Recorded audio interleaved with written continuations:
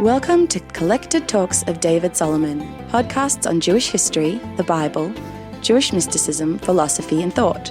Find out more about David's upcoming classes, publications, and other recorded lectures by visiting davidsolomon.online. And now, here's the lecture. This is part 2 of David's Great Battles series, recorded at Caulfield Shul in Melbourne at the end of 2019.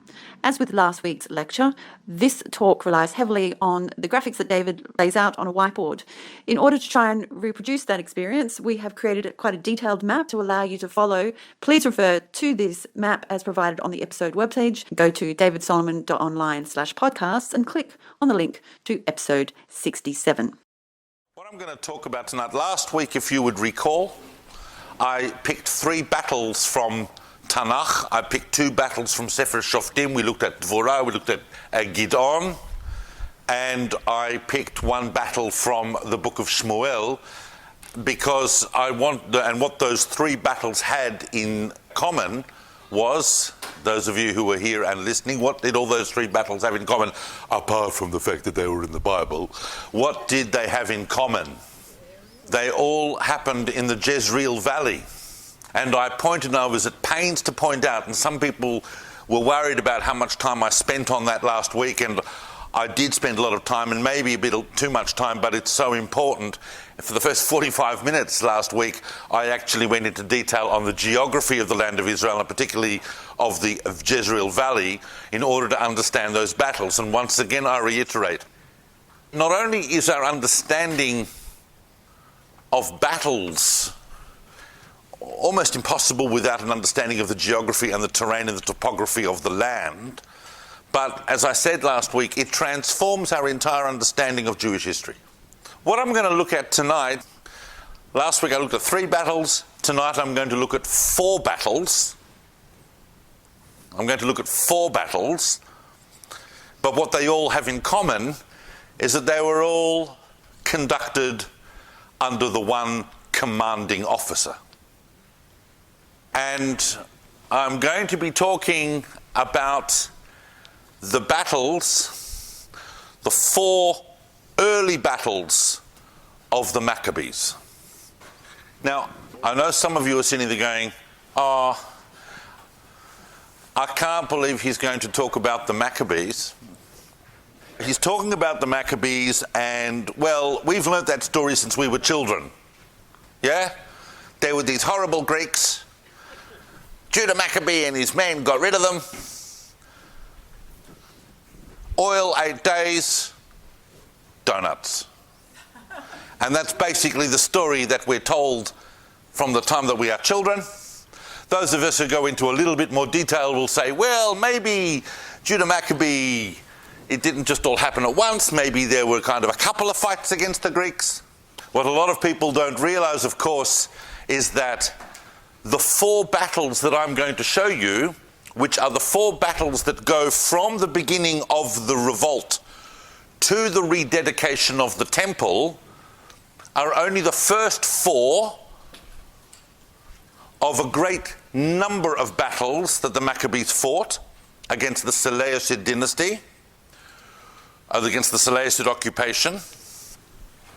There were at least 8 major battles and some minor ones until the Greeks actually finally allowed the Jews to have some kind of religious independence.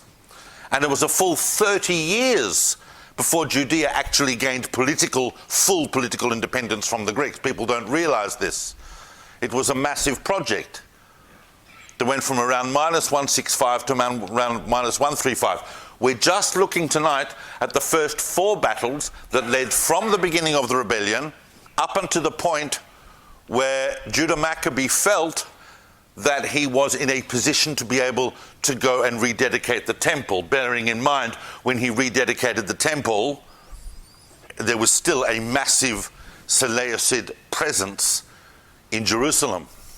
But we're going to look at these battles because these battles are astonishing. They're astonishing then and they're astonishing now. Many of you believe still that the lighting of the candles and the little jar of oil that lasted for 8 days is the essential miracle of Hanukkah, and it's not. That story was introduced much, much later into rabbinic literature. Perhaps because they wanted to take the edge off the triumphalism of the Hasmoneans in what was the real miracle of Hanukkah, which was this unbelievable military victory against a superpower. And we're going to look at that in some detail. And once again, as I said last week, and I will say again, our knowledge of these battles is transformed and fundamentally underlined by our understanding of the geography of the land of Israel. So, I'm not going to spend 45 minutes on it. If I did, that would be fine, because there's a lot to learn. But I'm going to do it as quickly as I can. And I'm going to show you the area that we're going to concentrate on. So, obviously, there's the land of Israel in broad spectrum. Obviously, last week we looked at battles that happened in the Jezreel Valley. Let's look again at our major topographical points. We have, this is always a good place to start, the hill of Carmel coming here and coming down here, and we had the Jezreel Valley up here. Beyond that is going to be the Galil, Lower and Upper Galilee. Everybody follow? We got the Sea of Galilee here.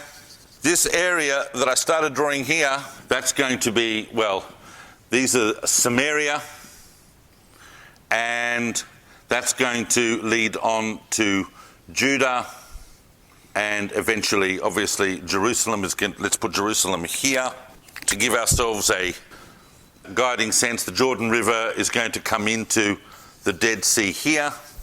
Jerusalem we're going to put a little bit further inland, but bearing in mind, of course, that there's a massive slope that goes down here.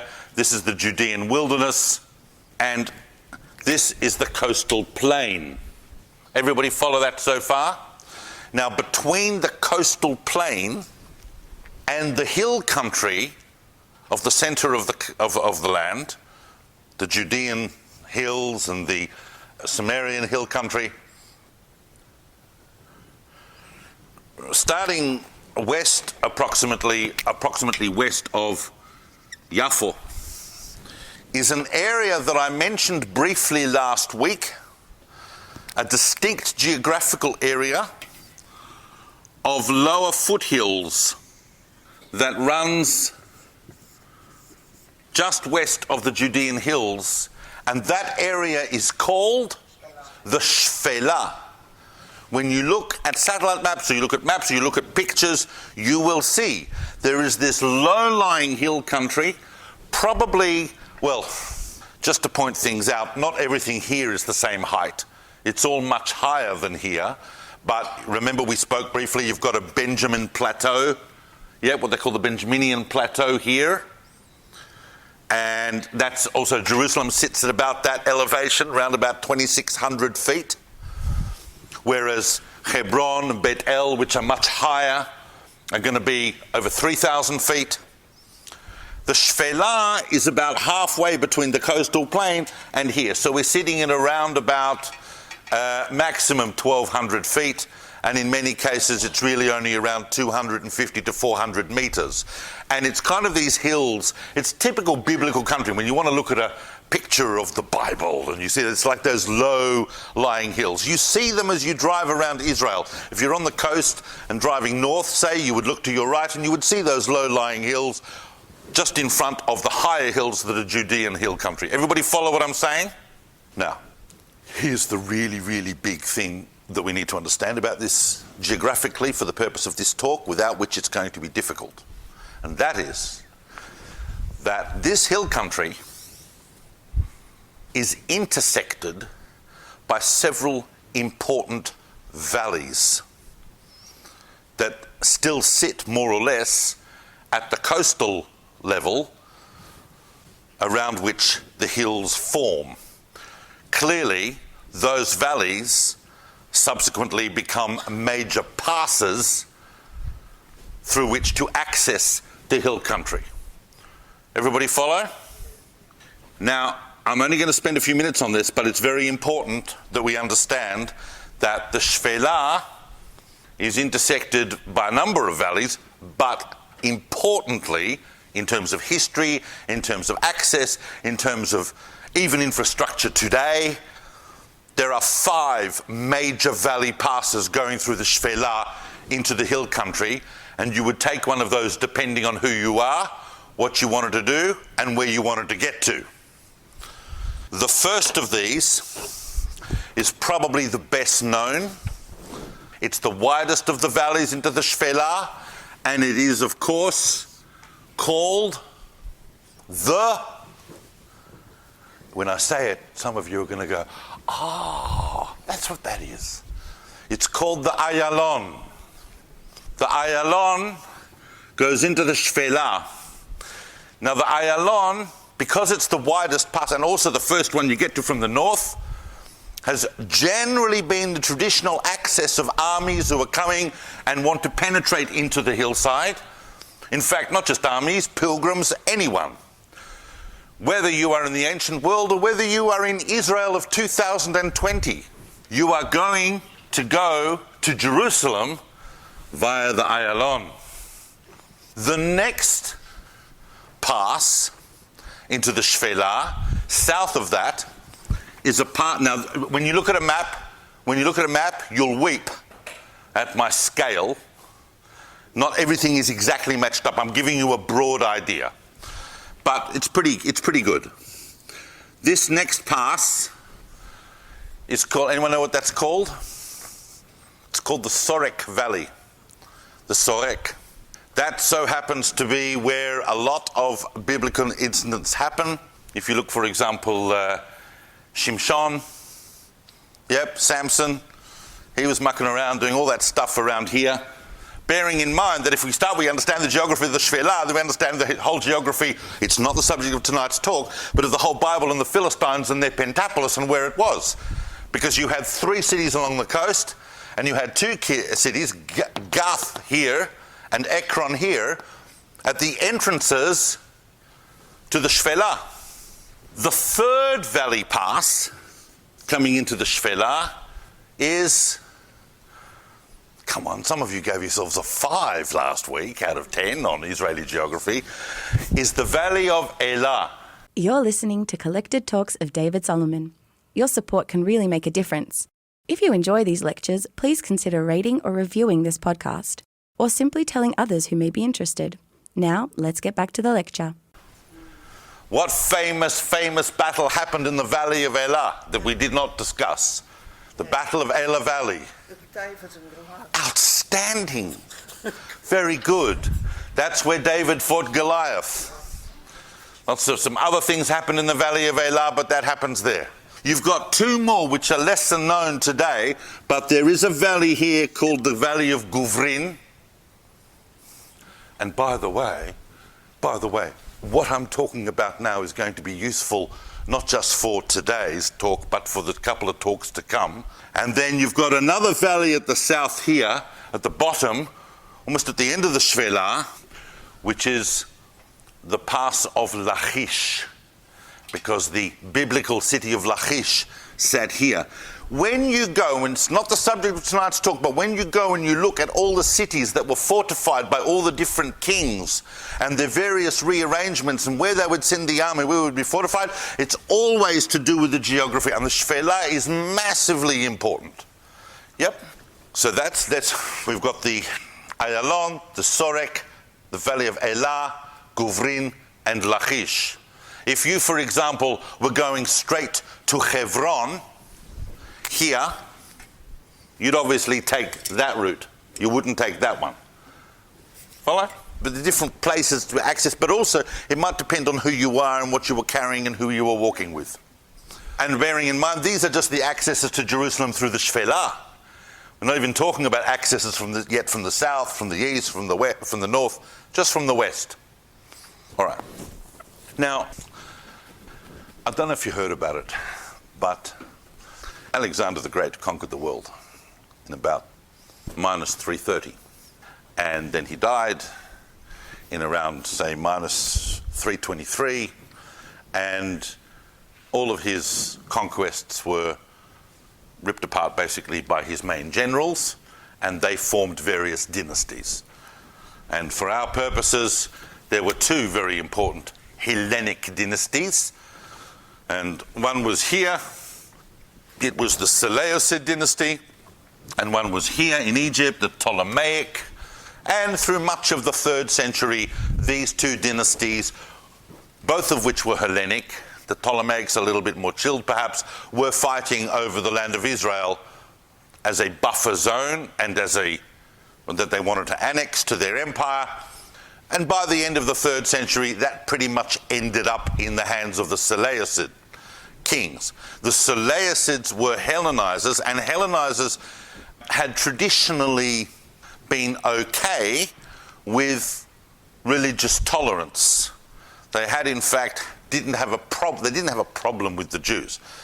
Antiochus III sent gifts to the temple. It was a law that the temples of various religions throughout the Seleucid Empire were inviolate.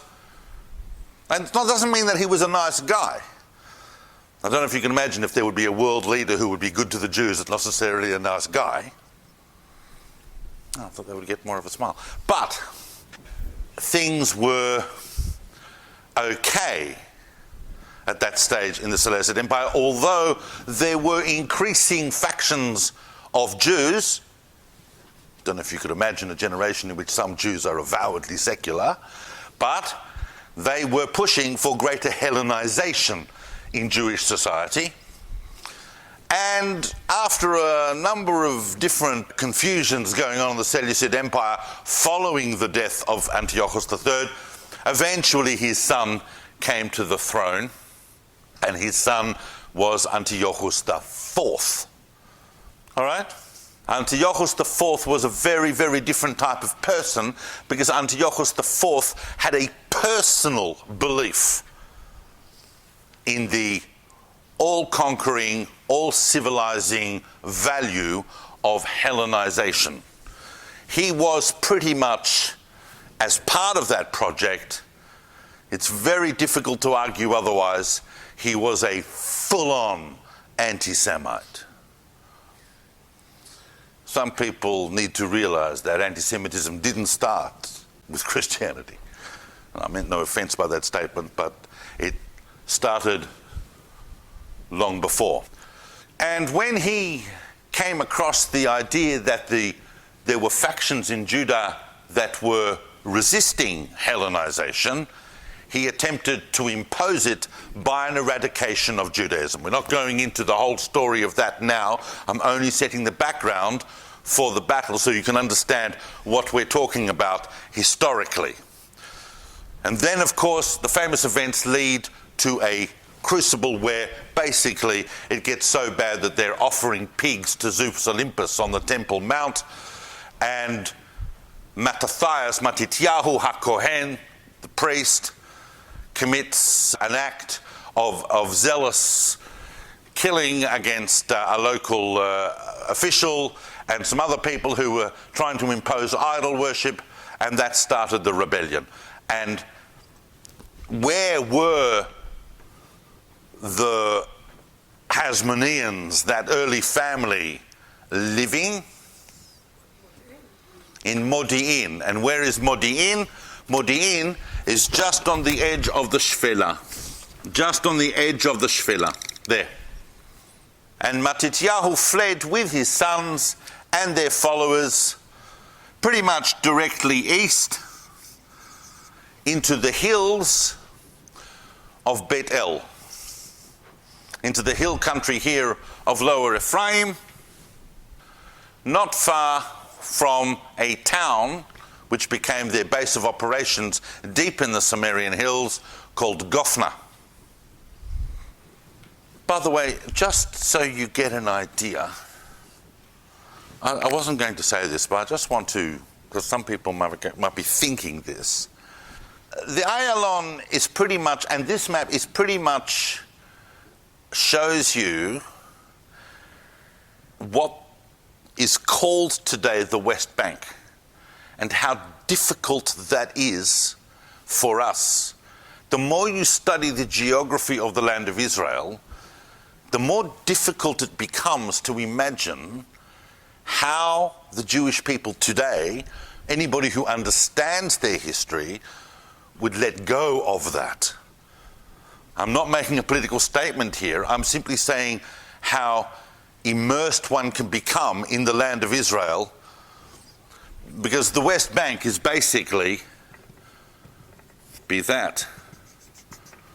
I mean, it is Yehuda and Shomron.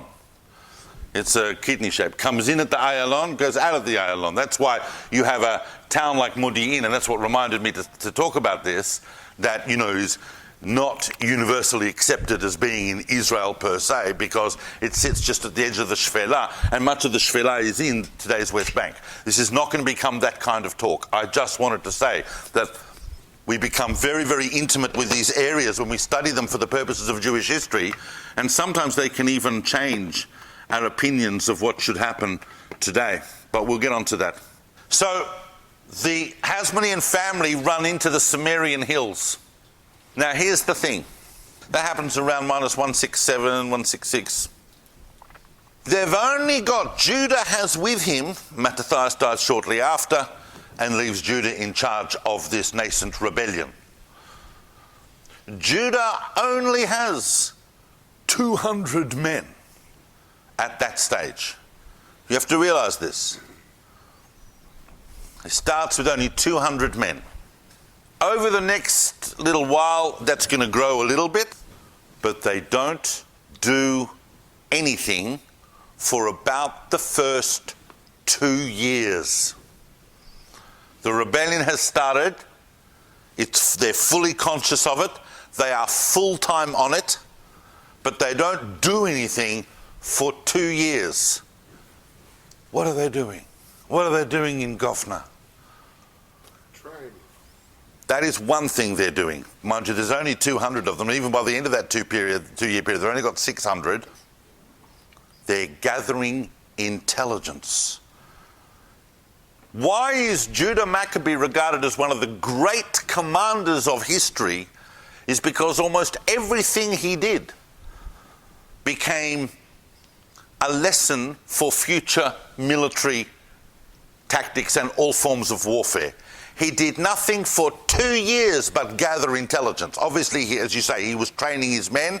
They would have been, by the end of those 2 years, they would have been very good at running up and down hills and at firing slingshots. They barely had any weapons.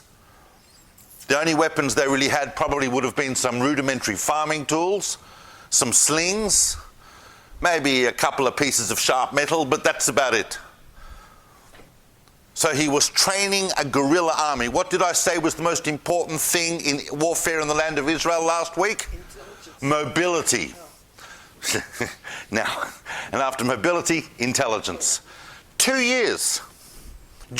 Towards the end of that 2 year period, however, Judah and his band of merry men were starting to kind of do little ambushes on Seleucid patrols in the area, which helped them gain a little bit of weaponry, but more importantly, started to distill a kind of moral insecurity in the Seleucids. Now, let's talk for a second about the Seleucids. All right, I need to talk about the Seleucids. Because what intelligence did he need? What was he up against? Now, the Seleucids were based in two primary locations. One was here in Samaria, literally in the town of Samaria, what remained of it, just down the road from Shechem, which is today Nablus. And they had a very big force in Jerusalem itself, because Antiochus had made sure there was a big fort in Jerusalem. They're not entirely sure even where that fort is, because it was so utterly demolished eventually, because it was such a hated building, but they think maybe it was somewhere in the Givati car park in the southern part of the old city today, and it had a lot of soldiers in it.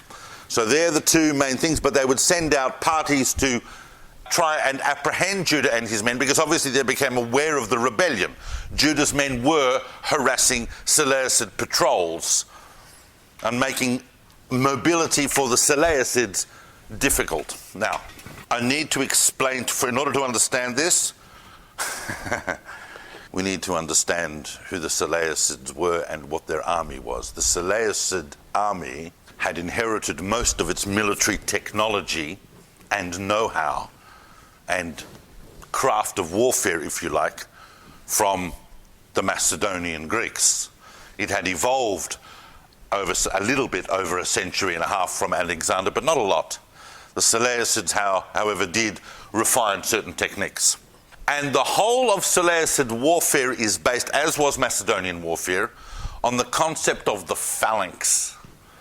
Now, what is the phalanx? Anyone have a brief explanation of the phalanx? It was a formation, but we know the formation of the Seleucids is important. I'm going to go into this in detail for a couple of minutes because it's important to understand what was the actual way in which a phalanx worked. So, how does that work? The basic fundamental tactical unit, not so much tactical unit perhaps, but the basic cohort of the phalanx of the Seleucid army was what we call the Syntagma. So the Syntagma was, now, I want, just do this with me. I've never done this in a talk before, but just do this with me, all right? Now, I want everybody in this line to stand up, please. And I want all you guys to stand up and align yourselves in a line with these guys. Come close together, come close together. And I'd like 5 people here to come and join this line. Don't fight until I tell you. Oh. But now, what you're seeing here, we got some pretty sprightly Seleucid soldiers. Yes, straight in a line. Into line. Good. Now, that's 16 soldiers in a line. All right? Now, the Syntagma was that width, and it was 16 deep. So you repeated that 16 times. But I want you to understand the size of it. So your core unit, well, what's that? About a square would bring us up to here. So that was your core, that was your Syntagma. And that contained, you can take a seat, that contained, you didn't do that for the audience, you did it for me as well, because I actually physically wanted to see it. That meant that the Syntagma comprised 256 men. Okay? 16 by 16, a square. That square, everyone is holding weaponry. The main weapon they've got is a very, very long metal pike. It needed to be held by 2 hands. It weighed a number of kilos. Their shields they had to wear like this, suspended from the neck over the shoulder. When the phalanx was facing that way, as these guys were, so the front 5 rows held their spears horizontally, and the 11 behind them held them vertically. And they were equipped also with swords, belt swords, and so on. 4 of those, so about 1,000 men, 4 of those square units formed a Kiryat. And 2 Kiryat, meaning 8 Syntagma, was about your smallest phalanx. Now that had incredible tactical flexibility on the battleground. And make no mistake, these guys drilled for hours and hours. So they could, at a moment's notice, switch around and create a front on that side and create a front on that side. But their main thing was they were like a human tank. They just moved forward and crushed everything in their path. Very scary. They were scary even for the Romans, who had already defeated them famously at the Battle of Magnesia when they had to made the Seleucid Empire sign all these treaties and so on. But the phalanx held back massive Roman legions for a long time, and it was only in the last few years that Rome had managed to break through technologically and militarily to start their big expansion into the world. The phalanx was the major military device and had been for hundreds of years. Now, but it had certain disadvantages. It was very, very good on the open plain. It could crush anything in its path. It wasn't so good at surprise. You could see a phalanx coming. That wasn't going to be one of their strengths. And they generally fought in ground on their own terms. Now, towards the end of this 2 years, it became clear to Yehuda Maccabee that he knew that at some point the Seleucids were going to have to do something about this. Remember, the Seleucid political policy in Judea was to crush Judaism. Circumcision was punishable by death. Keeping kosher even, or refusing to eat non-kosher food.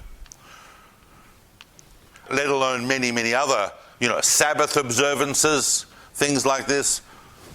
It was an attempt to wipe out Judah. Make no mistake, when we light those candles and eat those donuts, what we are celebrating and what we can be most proud of, that Hanukkah is a Jewish festival, is that this is the first war in history fought for religious freedom in one's own country. It's huge. It's immensely inspiring what they did. But towards the end of these 2 years, Yehuda knew that the force in Samaria was going to have to deal with all of their little skirmishes and incursions. Otherwise, they would effectively find themselves cut off. Now, the Seleucid governor, as the governor of Judea, effectively, for the military governor of Judea, based in Samaria, was a guy called Apollonius. Apollonius took his force, which was around pretty much one not large phalanx, about 2,000 men, and headed towards, well, there's two different opinions, but either way, he was headed straight south. He was either going to Jerusalem to join up with the main Seleucid garrison and fan out and defeat the rebels, or he was deliberately going straight for the rebels because he effectively was walking and marching directly towards Gophna. But we don't know if he was going to Gophna, because going through Gophna is also the shortest way to get to Jerusalem from Samaria. This is the first battle that the Maccabeans fought. They had fought a few skirmishes, but only very, very small patrolling parties at a time. This is their first major battle, and it's brilliant. And it is the battle of Ma'ale Levona. Famous battle. Yehuda has 600 men, and Apollonius is marching his phalanx south from Samaria to wherever he's going to, but effectively to fight. First of all, Yehuda realizes, as you would, I mean, you can see it. You can go there today and you can see it, or you can see videos of it. And you come out of Samaria, it dips down, and then you've got quite a steep ascent through various hills to get to the ridges of the hills of Samaria. It's what they call these defiles, that you see them when you drive around. It's a narrow thing, it can be rising, it's a steep ascent, but you've got hills coming on either side, and it's quite windy. So the road would have gone a little bit like that, with hills here and hills here. It meant that as Apollonius was marching his phalanx, the end of the phalanx couldn't always see what was happening at the front. Moreover, and this is really, really important, Yehuda knew, and this is because he'd spent so much time on intelligence, he probably knew more about how a phalanx works than most Seleucid commanders by this stage. He knew that it would be impossible to maintain their 16 formation going through these defiles. And in fact, that's exactly what happened.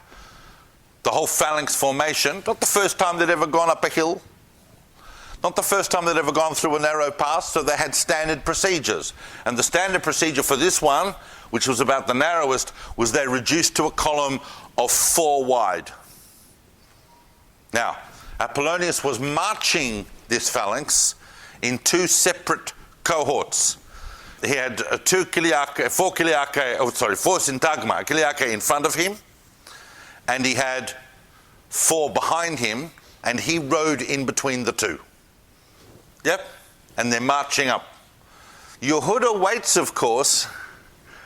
They've been marching all day. So first thing Yehuda does is he waits until late afternoon to attack them. Is that when you think these guys would have been at their freshest? Marching since dawn and schlepping probably a whole lot of equipment with them. He attacks them in the late afternoon. And what he does is he divides his 600 men against an entire phalanx of 2,000, 600, for all intents and purposes, not terribly well armed men. He divides them up into units of 150. So the first thing that happens to this phalanx as they're coming up the hill is that there are 150 men suddenly in front of them, and there's only 4 wide, and they've just turned a bend, so all the guys behind them can't see what's happening, and they are suddenly beset upon from the south along the pass by what they call a sealing unit, which seals off the path of 150, who begin to harass them by throwing rocks and slingshots, and in some cases can even get close enough to maybe poke a sharp object at them, and it starts creating tremendous confusion. As the unit comes around the hill, they start crashing into these guys who are in front, and no one knows what's going on.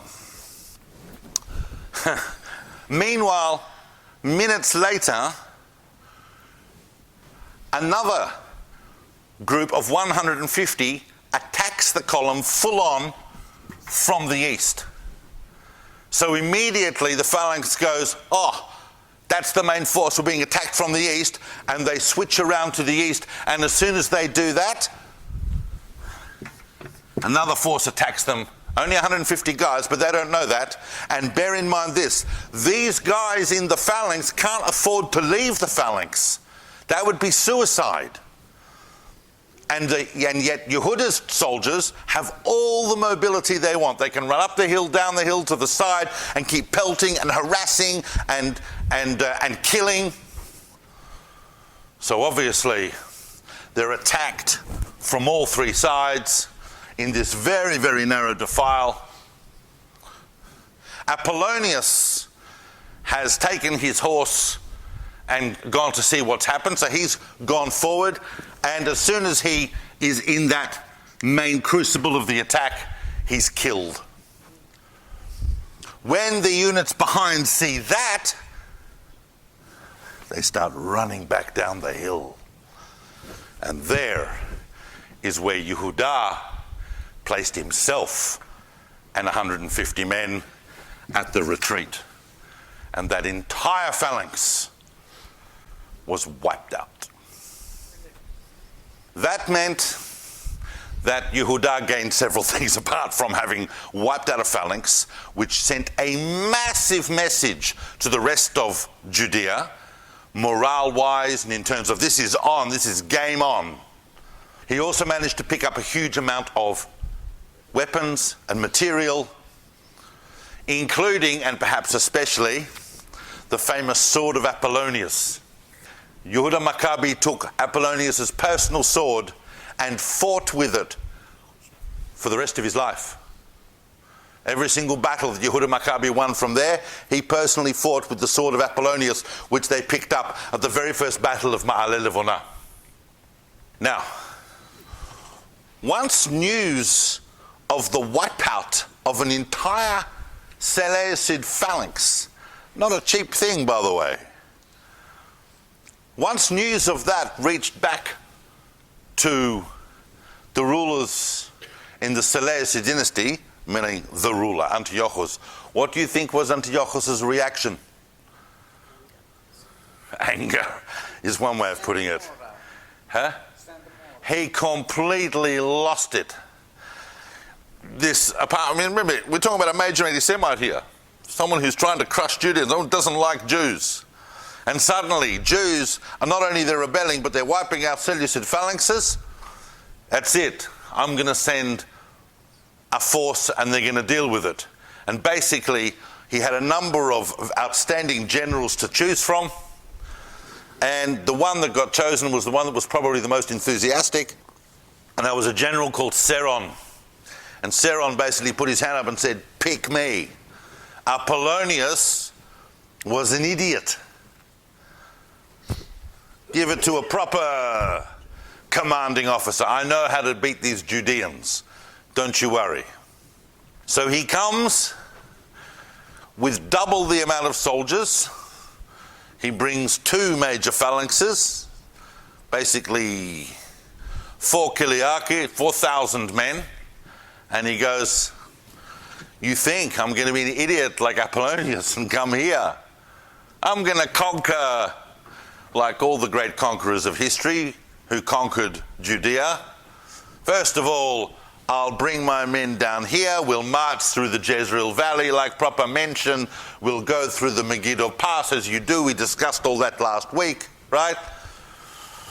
And then we'll go down the coastal plain. And then we'll head inland. And I know I can do that because many have done it before. That's the way you go. You go into the Ayalon Valley and you go up that way. Now, here's the thing. The classic route is you go into the Ayalon and then you go up to a pass here which is called the Pass of Bet Horon.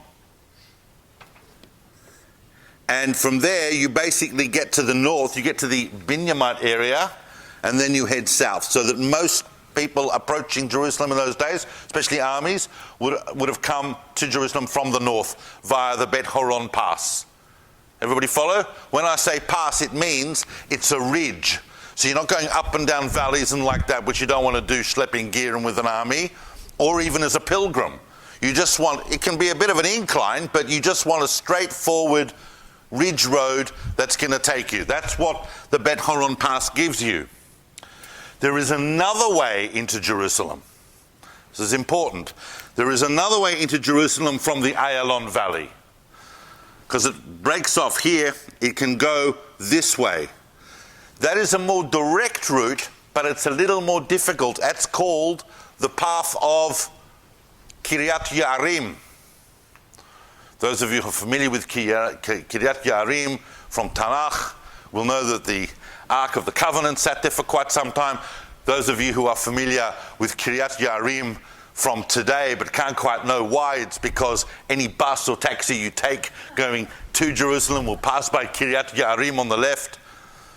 That's a more difficult pass, but even that one in ancient times would basically head to north of Jerusalem and then south. The only reason they can go straight from Kiryat Yearim across the Upper Sorek and the Kassalon valleys today straight into Jerusalem is because of modern technology that can build roads and bridges and this thing called the car, which doesn't have a problem going up and down hills. Well, it does if you're in Israel, but that's a separate issue. All right. So, Seron goes, I'm going to take my army and I'm going to march them through here, and we're going up to Bet Horon. And from Bet Horon, we'll go through here and we'll come into Jerusalem.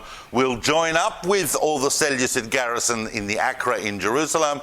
We'll fan out. We'll crush the rebellion. I'm Seron. I'm the dude. I know how to do this. It's not a bad idea. The Bet Horon Pass has been used numerously by invading armies. In fact, the 2 most important conquests of Jerusalem in the 20th century, which were Allenby and 1967, the Israeli army, whether you're British army under Allenby, the Israeli army in 1967, they all took the Bet Horon route to Jerusalem. It's not bad. But if you're coming from the south, Jerusalem's got an escarpment. yes, but we're not coming from the south, we're coming from the west. And that's the way you come if you've got a massive army and it's coming from the north. You're going to come coastal plain in.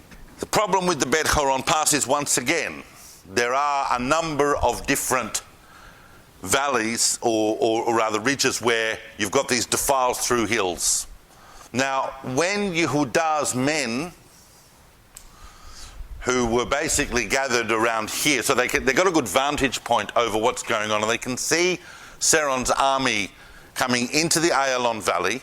They can see Seron's army coming up from the Ayalon Valley, up the Bet Horon, up towards the Bet Horon route. So there's no surprise, but these guys seriously freak out. They seriously freak out because Seron brought not only 4,000 men marching in precise formation, a lot of equipment. It was a very, very frightening prospect, even for these guys that had been in one phalanx of Apollonius. But this is a different ground, this is a different look, this is a different level of determination, and they started to get afraid. And Yehudah, by the way, those of you who are wondering, well, how do we know all this, is because we have quite a lot of sources for all this. We've got Maccabees 1, we've got Maccabees 2, we've got Josephus, and we've got some other types of records as well. Judah gave them this phenomenal speech on the eve of the Battle of Bet Horon. And it's the speech that really you want to give and you want to get. These guys that are coming towards us don't really care. They're just professional soldiers in an army being sent by a king to kill us. And Seron was given instructions, don't stop at beating Judah Maccabee and his men, kill everybody. But ultimately, they're not invested. But this is our land. This is where we live. Our families are close by. We are the last line of defense. And they do not have God. We have faith and we have courage and we are right. And if you have all of those things, you have nothing to fear. It was a phenomenally rousing speech. You can read about it in the book of Maccabees. It's an incredible speech. It suddenly stirred everyone into realization of what it was. And once again, total control. Yehudah Maccabee had total control over his forces. And this time, Seron, the big general, marches them.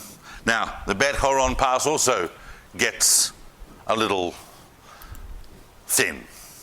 Seron, unlike Apollonius, Seron decided that he would ride at the head of the phalanx, so that if there were anything that happened, he could send instructions back and not have the problem that they had at Ma'ale Levonah when the phalanx kept going into trouble. And in fact, he had them much more spaced out. The whole phalanx was spaced out over about a mile. Yehudah realized that the same tactics wouldn't necessarily work. So he aimed for something a little more moderate. He himself led the sealing movement. He took the eastern unit. By now, he has 1,000 men with him. He hasn't grown a lot, but he's got 1,000 men with him now, and they're much better armed than they were at Ma'ale Levonah, because they have the weapons from there. But here's the big deal. Judah said, we're outnumbered 4-1. We're out-ammunitioned, we're out-weaponed. I mean, we can't face their weaponry. We do have the advantage of knowing the geography. We do have the advantage of surprise. But this is a very, very long and well-equipped phalanx. We're not going to be able to use the same tactics. So what we're going to do, regardless of what happens in this battle, Seron has to die. So in the very first instance, we're going to concentrate everything on him. And that's exactly what they did. Judah took his unit of 250 men and they attacked the very, very front of the phalanx. And the first thing they did was they killed Seron. That, of course, as well as harassment from the sides, sent the front units into confusion. When this time these guys saw in advance what was happening, and they ran. And this time Yehuda did not seal that exit, and he chased them all the way down the hill, and they fled. But he did manage to kill about 800 of them, and of course pick up all their weapons. That's nearly a quarter of their strength got wiped out in the Battle of Bet Horon. It wasn't a total decimation like in Ma'ale Levona, but it was a very, very significant win. And of course, it was a win against a general who had come with the express purpose of defeating the Maccabean revolt. Battle of Bet Horon, very, very important battle. Now, the next battle is just pure entertainment. It's astonishing. And the background to the next battle is the fact that Antiochus really, really upset now. Really upset. But he's got other problems. He's got to take an army and head east. He's got problems in his eastern borders with the Persians. So he's got to go and deal with that. But he leaves in charge of the empire while he's absent a nobleman, a general called Lysias. He also leaves Lysias in charge of his own son to regent while he's away. So basically, Antiochus is in the east and Lysias is in charge. And one of the things that Antiochus says to Lysias before he goes east, deal with those bloody Judeans. I want that dealt with. And of course, Lysias would relish the chance to be the hero of this. The emperor's off fighting wars, but I'm going to solve this problem for him. And he sends a ginormous force, 20,000. In fact, he basically takes half the entire Seleucid army, the half that Antiochus didn't take, plus a few thousand in cavalry. And Lysias doesn't come himself. He picks 3 generals who are going to lead this. This is an enormous force. It needed 3 generals. Nicanor, a general called Ptolemaeus, and a general called Gorgias or Georgias. Now, they come and they go, well, we're not going to make the mistake that Seron made. We is not going up the Bet Horon path. In fact, we're going to come and we're not going to go anywhere. We are going to base ourselves in the Ayalon Valley. We're going to set up a massive base camp at a place called Emmaus. Emmaus is the ancient name for it. Emmaus, and it's now known by, and has been for much of the 20th century, and today, by another name. They found the ruin of Emmaus, which was a town, one of the great towns in that time that was overlooking the Ayalon Valley Pass. Formerly in biblical times it was Gezer, but now it was Emmaus, which is today known as Latrun. Oh. That then led to, remember I said this geography will come into use in future lectures. That then led to the incredible Battle of Emmaus. This massive force under Nicanor, Georgias and Ptolemaeus decided that they would settle a massive base camp. And not only that, but because they had such a huge army and were so convinced they were going to wipe out this rebellion, that Nicanor even invited numerous slave traders to be available to come ready, set themselves up at Emmaus, and very soon the Seleucid force would start delivering Jewish slaves to them at the rate of 90 per talent. They were just going to take Jews, enslave them, and flog them off to the slave traders. This was the end. Antiochus had told Lysias, and Lysias had told Nicanor, Georgius, and Ptolemaeus, I want this thing completely crushed. I want you to get rid of all the people. You either kill them or sell them off as slaves, and you re-establish other people there. You eradicate Judaism, and you eradicate the Jews. I'm telling you, Antiochus was a first-grade anti-Semite. So this becomes this great big base camp. Now, by this time, because it took a little while until all of this eventuated, another year or two, but by this time, Judah, who knew they were going to come, has 6,000 men. 6,000 men. And he's got a reasonable amount of weapons, but that's just an enormous force. That's an enormous force. And not all of Judah's 6,000 men were necessarily commando trained. I mean, we're talking including all his reserves and everything. But he gathers them all at Mitzpah.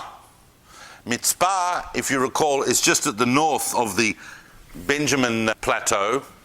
It is very, very close to a place that I'm sure you're all familiar with, which is Nabi Samuel.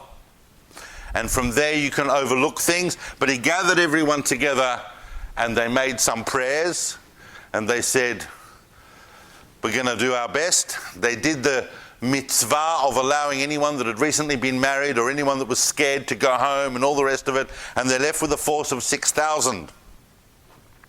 What then happens is just a combination of brilliant, brilliant tactics and total farce. Judah takes a large proportion, basically takes the army that he's got, and he sets up camp in the hills to the southeast of Emmaus. Now, here's the important part. You've got a little bit of this area of the Shvela that juts out here, and the pass can go one of two ways. You can go up the Bet Horon Pass, or you can go, as we mentioned, the Kiryat Yarim Pass, and that enters where? What do we call that, where it enters that pass? You know it, you just don't realize you know it. Shar Haggai. Shar Haggai, and anybody who's been to Israel and anybody who's caught a taxi or a bus or a sherut from the airport to Jerusalem has gone through Shar Haggai, because that's where Kvish Mispar Echad goes these days. But up in the hills above Shar Haggai, Judah camps his entire army, totally visible to the Soleasids. So the two armies are watching each other. And the Seleucid generals are going, I'm not going up that hill. I'm not going up that hill. I'm not going up that hill, until Georgius can't take it anymore. He goes, I'm going up that hill. Now, however, Georgius decides he's going to be a chuchum.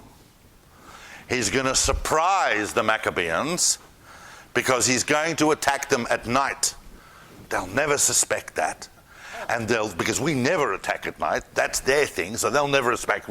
So I'm going to take 5,000 men, and I'm going to go up that hill, and I'm going to wipe them out. Yehuda, obviously, they play right into his tactics. He's just waiting for that to happen. They're taunting them, so he knew it was going to happen.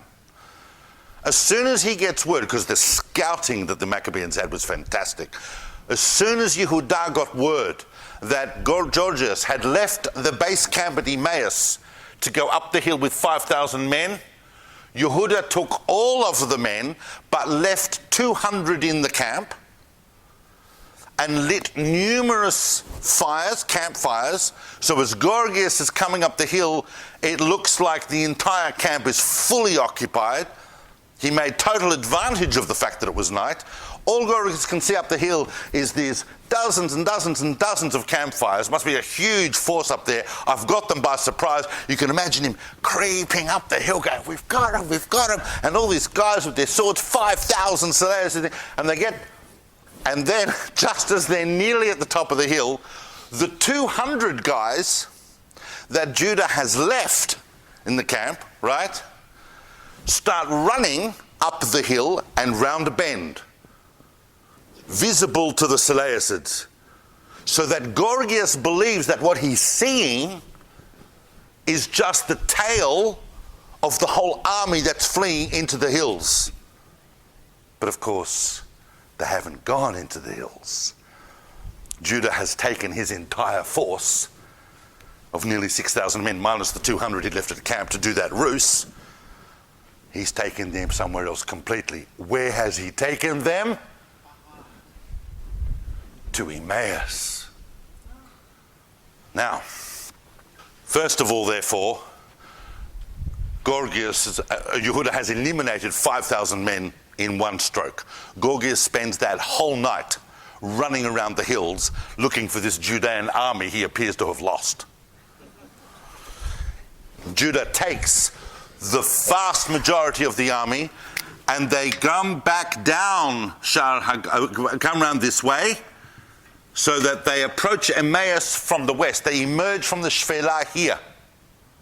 In other words, not obviously the way that Gorgias had gone up, but they come at Emmaus from the west. Now, there we find there was a little surprise for Judah. Judah's plan was to attack the base camp because he felt that the base camp was nowhere near ready for that kind of defense.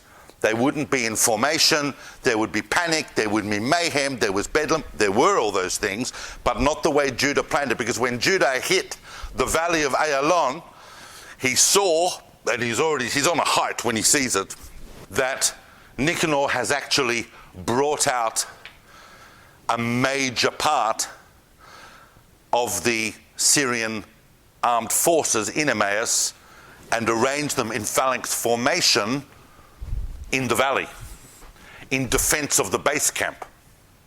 So Yehuda goes, okay, here we are. He's got 6,000 men. I'll take 3,000 with me. And he gives 1,500 men to each of two of his other brothers, to Yochanan and Yonatan. Judah attacks the phalanx. They're facing south because they think that if Judah's army is going to come out, it's going to come out from the Kiryat Yarim entrance, or from Shar Haggai entrance. So they were facing that in order to protect the base camp. Judah attacks them from the west with 3,000 men. He can't take on the phalanx full on with 3,000 men, but he can start to mop up the cavalry and the side flank of the phalanx very effectively with 3,000 men. Obviously, what would happen normally is that the phalanx would then swing round to face that front. But they couldn't swing round because they were getting harassed on both sides on the east from the other two units of 50, or from one of the units of 1,500. From one of those units, was preventing the army from swinging around. So they were attacked on both sides, and they went in very, very solidly in hand-to-hand combat, so that they were isolating groups of the phalanx. They effectively dissolved the phalanx by infiltration. A lot of people died, took a number of hours, but they eventually got the better of the west side of the phalanx, at which point the other 1,500 men went straight to Emmaus and started attacking the base camp with gusto.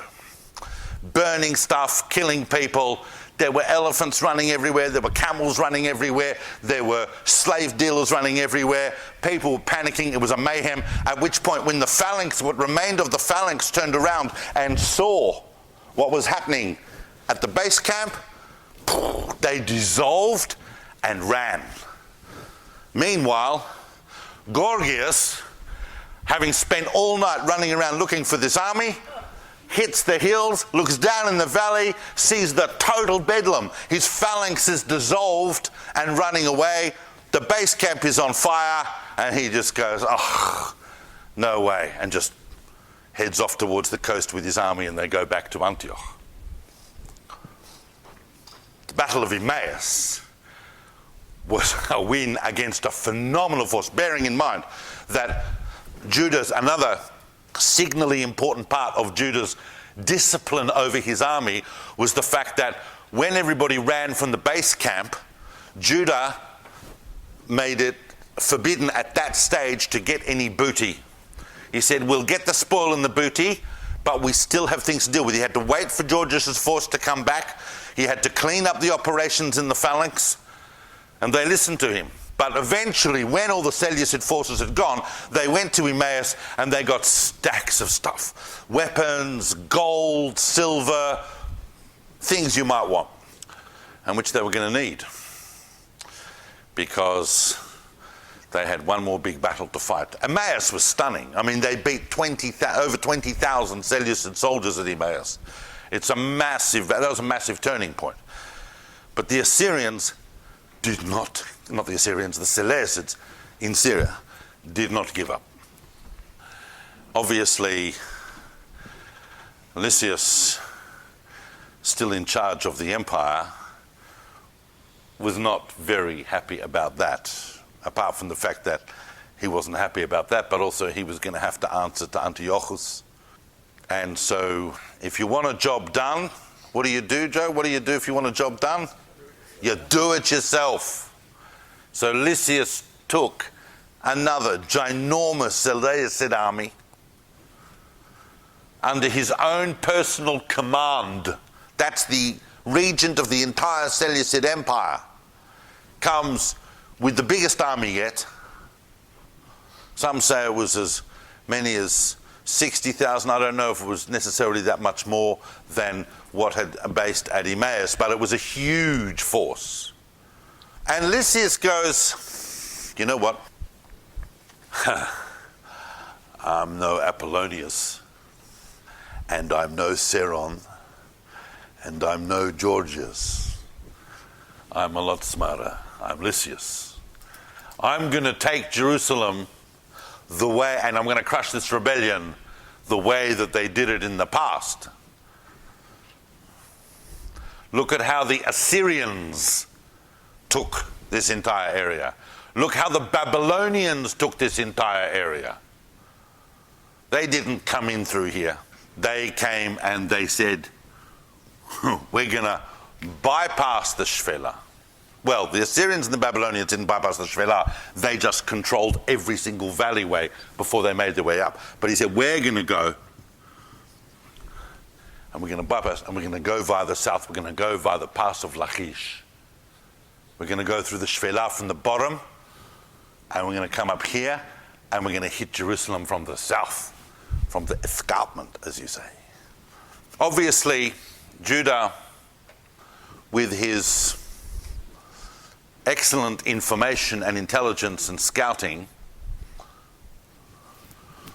was following this huge force, wondering when they would be turning east, and following as they would have gone all the way down to Lachish and then turned east, by which time Judah obviously knew which way they were going to come. And there's only one way to come, and that is that you've basically got to get up into the Hebron hills, but you're going to join up ultimately with the major northwest ridge road that goes through the whole of Yehudah and Shomron, which is famously called the Road of the Patriarchs. If you look at that road, you will see on it, in an almost direct south to north line, all of the famous biblical places that you're familiar with. It starts at Beersheba, goes up to Hebron, Beit Lechem, Yerushalayim, Mitzpah, Giv'ah, Mitzpah, Beit El, Shiloh, Shechem. Look at it. It's one line. And why are those towns on that one line? Because that's the road. That's the road through the hill country. So he comes up to Jerusalem from the south, north of Hebron, and Judah decides that he's going to meet this force. He's got 10,000 men. Lysias has got 60,000 men. He's going to meet this force at a place called, the fourth battle is the Battle of Beit Tzur. And of course, this decisive battle is alluded to in a famous song called Ma'oz Tzur. Beit Tzur is south of Jerusalem, between Hebron and Jerusalem, And Yehuda realizes that although he had some moderate success there on the valley of Ayalon fighting the Phalanx, he didn't want to repeat that. He's going to go back to his traditional guerrilla tactics of surprise, hit and surprise. And at the Battle of Bet Sur, there is a level at which it goes through hills. It's very, very difficult to see around the hills. It's perfect ambush territory. And even this massive force, Yehuda was able, once again, using more or less the tactics from Bet Horon, that they attacked the head of the column, causing panic and confusion behind. Now, this force was too big to run, but they did become incredibly confused and panicked, and they did lose about 5,000 men before Lysias called it quits and says, we're going to head back south and we're going to recamp at Hebron and work out our next moves. Yehuda made a very, very important decision then not to follow that army back to Hebron, but instead to take the opportunity to head north to Jerusalem.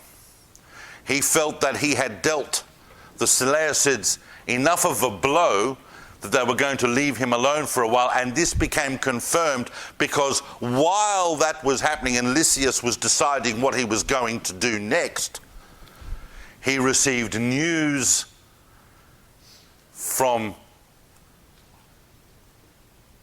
Antioch that Antiochus had died or was dying, had become wounded in the east.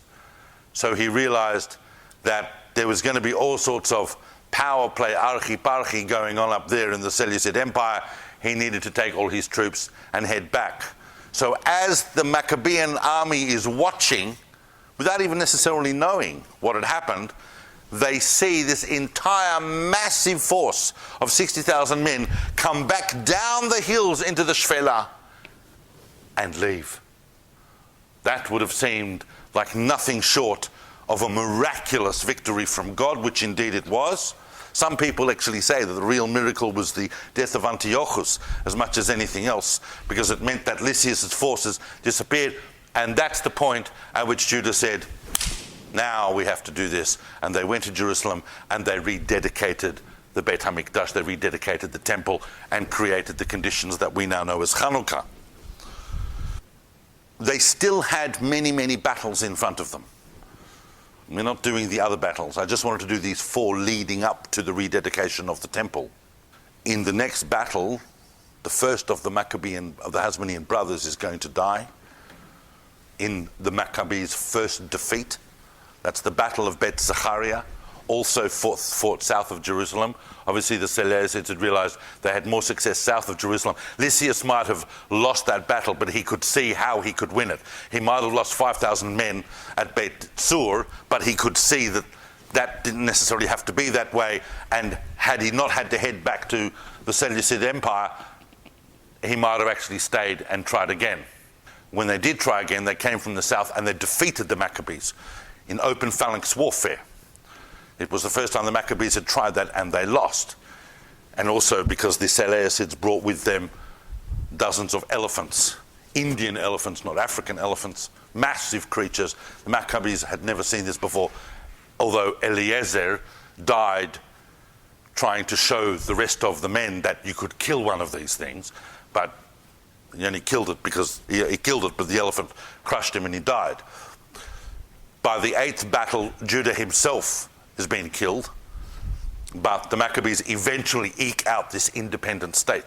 But it's the first 4 battles led against overwhelming odds, using tremendous tactics, knowledge of the land of Israel, mobility, intelligence, that mean that we as a people are still here today and are still able to walk around these areas proudly Jewish because of Yehuda Maccabi. Hanukkah is not a festival that belongs in the past. It belongs very, very much in the present if you understand what it means. We introduced the idea to the world of fighting not for being right is not a jihad where we say, you're wrong, we're right. It is a fight for the right to be free and the right to believe how we want to believe and to practice as the traditions of our fathers. So I hope that I have unpacked some of that. All this happens by 164. All of these 4 battles happened between about 165 and 164 over an 18-month, 24-month period. But by the end of 164, around Hanukkah time, we rededicate the temple, and that's the incredible miracle. I didn't talk much last week about God. Obviously, God was very present in the overflowing of the Kishon and of all the great miracles that happened in relation to those battles. But I'm trying to understand these things on human terms. But on human terms, this is nothing less than astonishing. The Soleasids were one of the major superpowers of the age, and just a few hundred and then a few thousand men banded together with common purpose to defeat them. And that's probably Yehuda Maccabees, as much as his tactics, as much as his brilliance and his force of leadership, it's his ability to inspire the morale of his troops to understand what they were fighting for that is ultimately the deciding factor between these two forces. And I thank you for listening to that. Thank you for listening. We hope you enjoyed the talk. For episode notes and transcripts, or to learn more about David's next classes and projects, visit davidsolomon.online. You can also find David on Instagram or Facebook. Thank you. We hope to see you again soon.